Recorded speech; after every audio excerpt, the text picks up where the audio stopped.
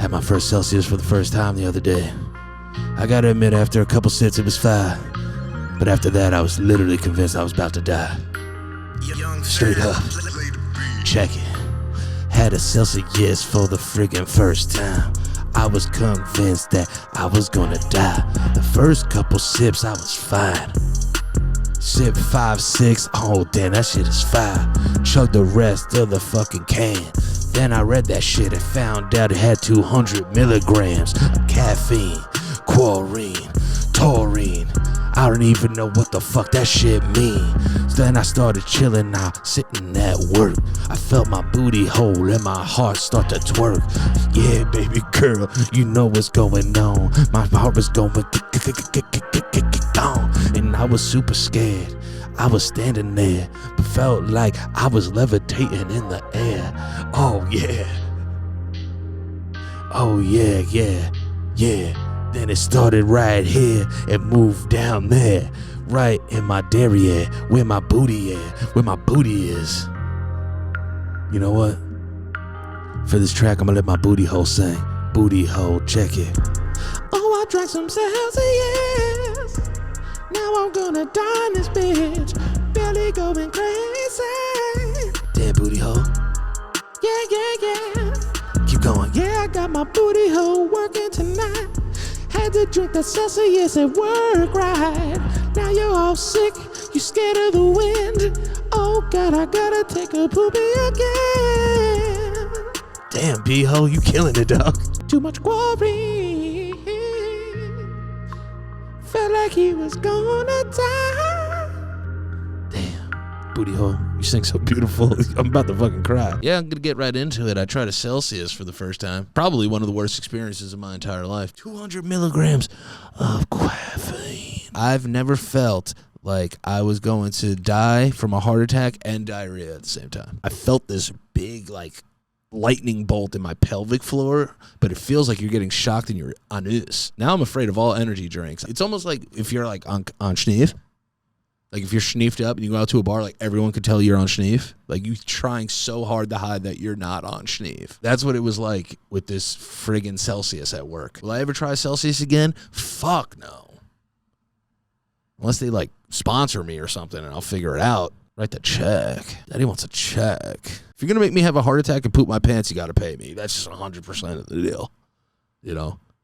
I'm not dying for free. I have to die for some kind of money. Like, I remember one time I was at a friend's house for dinner, and then they started talking about where they're going to go to school and where they wanted them to go to school, and it became this big thing. I was in high school. I remember my friend's mom said to him, "You're going to go where me and your dad approve of you to go to college."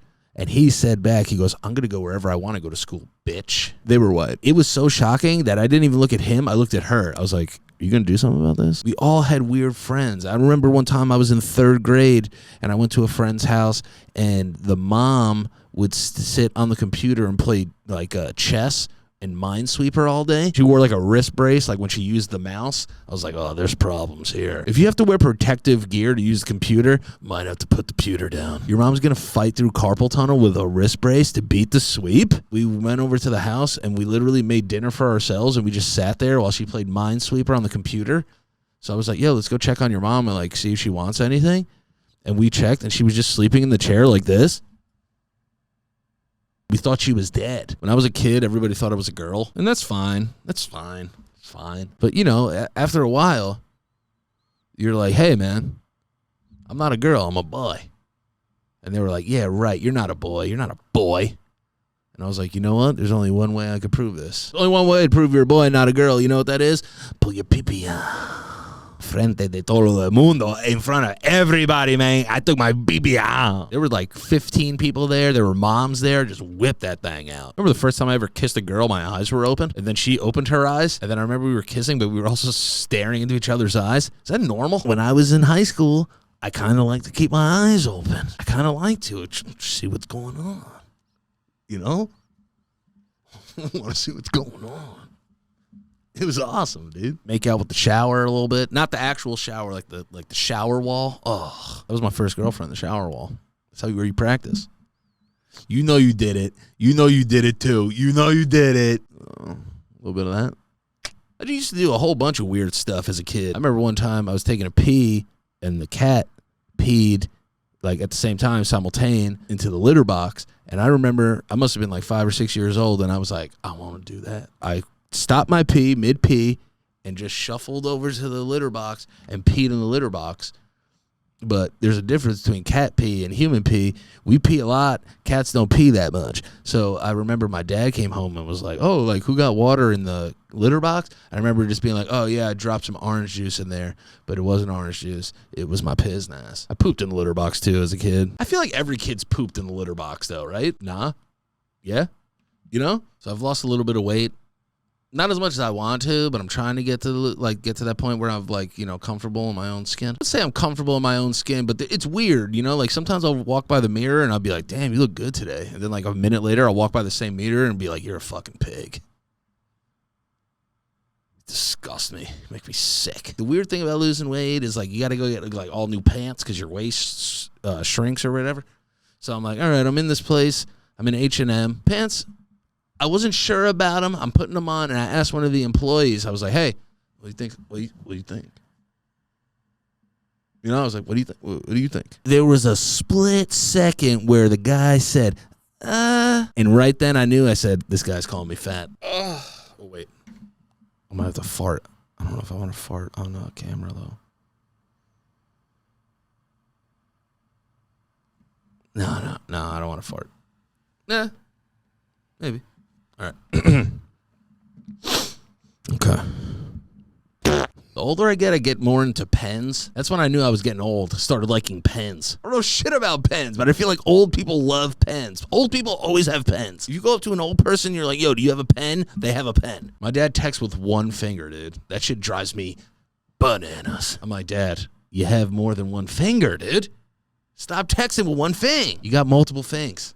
Use the things, dude. Use your things." I feel like my dad has one good ass beating left in him. So, like, I'm waiting for him to get that out before I, like, start being more judgmental of him. Could I kick my dad's ass? Probably. But it's because he's, like, 70 years old. But I'm still afraid of him, you know what I mean? They have that weird power where, like, they could kill you still. But, like, you just won't hit them because they're your dad. What's up, guys? As some of you may know, I am a huge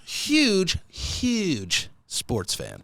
Love going to events, which is why I'm so excited about this week's sponsor, and it is our friends over at SeatGeek. With over 35 million downloads, making SeatGeek the number one, not number two, not number three, number one, the number one ranked ticketing app.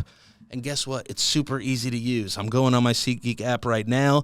I'm a huge Miami Hurricanes fan, and guess what? They're playing Notre Dame on August 31st, and I want to go. So I open up my SeatGeek app, trending events. Obviously, it's number one.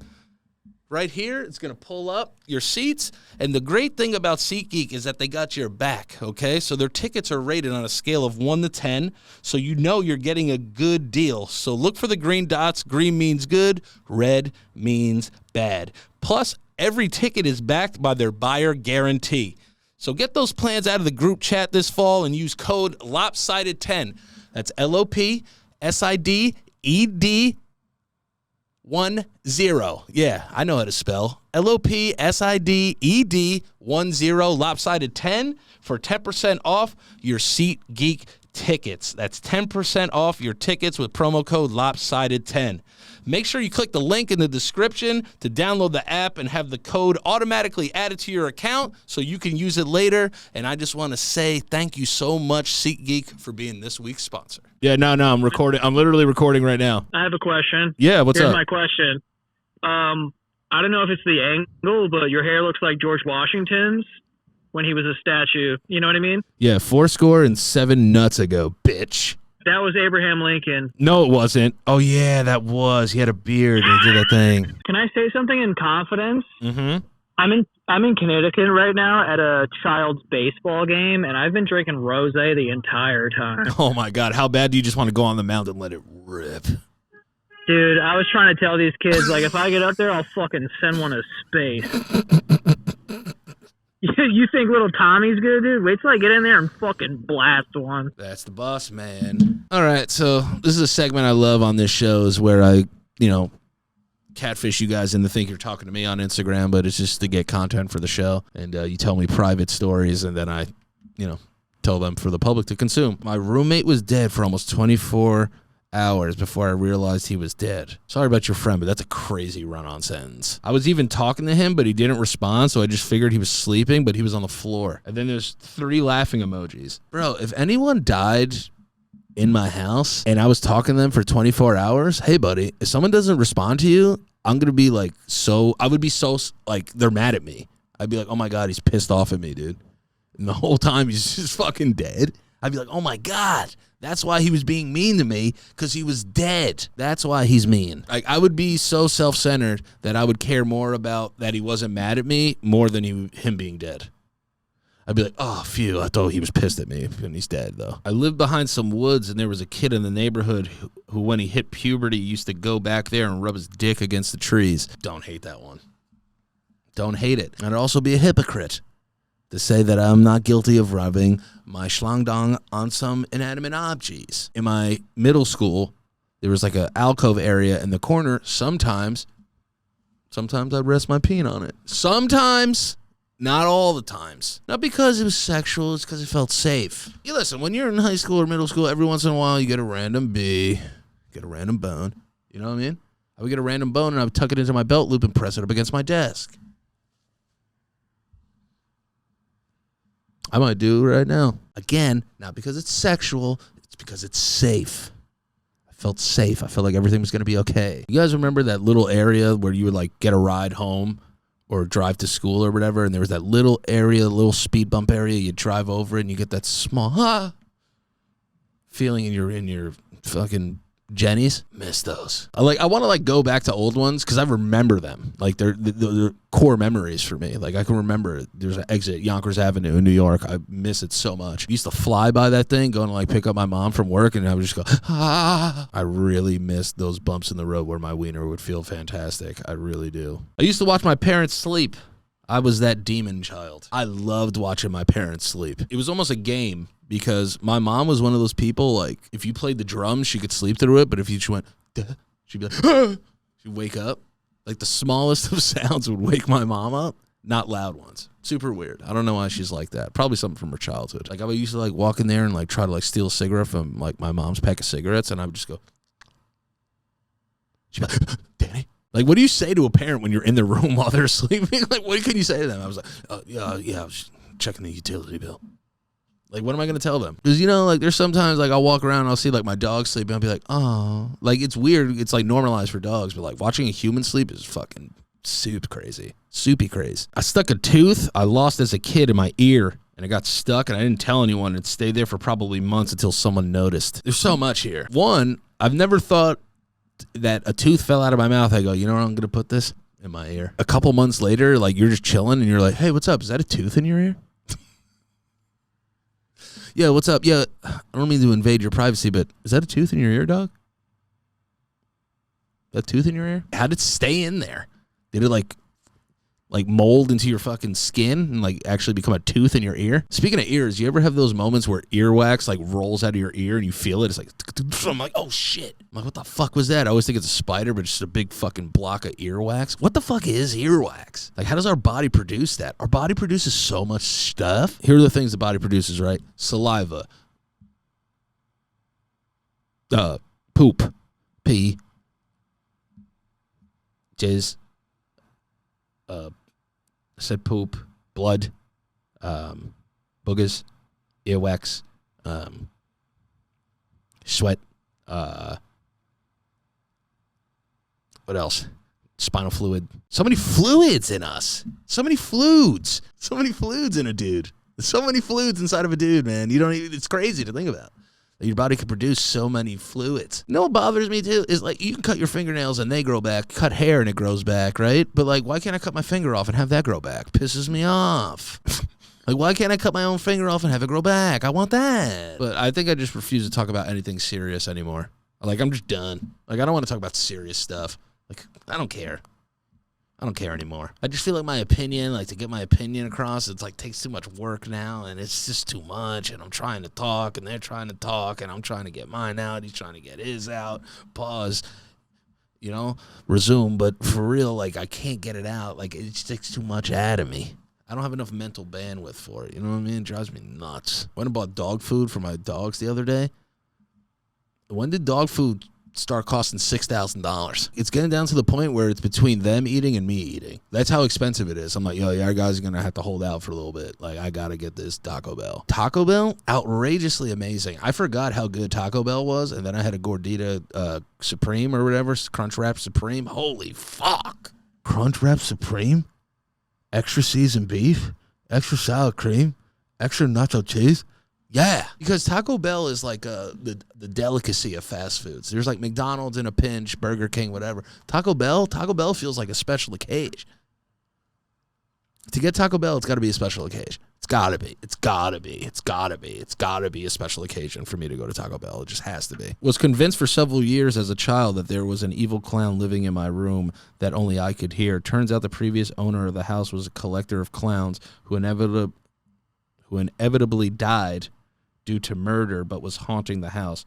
To this day, I refuse to set foot in that room. Shit used to move and fall out of nowhere. All right, there's two things I'm going to say about this. One, that's crazy, but two, everyone has a clown story. I'm not buying it. I'm not buying it, okay? Because everyone's telling the same clown story. There was that clown story of, like, that went around everywhere. It was like this girl was babysitting, right? This girl was babysitting, and they went in the basement, and they were playing and stuff, and she was, like, really creeped out by this clown statue, right? And she was like, oh, I'm so creeped out by this clown statue. So a couple hours later, she went upstairs and, like, called the mom. She was like, hey, we're playing a little bit. Do you mind if I cover up that clown statue downstairs? And the mom said, what clown statue? Now that's a clown story. That's how you get a story out of a clown. The story I told, that's how you get a clown story across. That's how you captivate a room. That's how you take over the storytelling. That's how you storyboard. That's a journey. What you just told me, nonsense. Do better. Do better. If you're going to come with clown stories, make sure they're good. You're going to come at the clown, you best not. You're going to come at the clown, you best not walk out. Okay? Don't do that. Bring good clown stuff. All right, guys. That's it. Love you guys so much. See you next week. Shout out everybody over at Santa Gato Studios.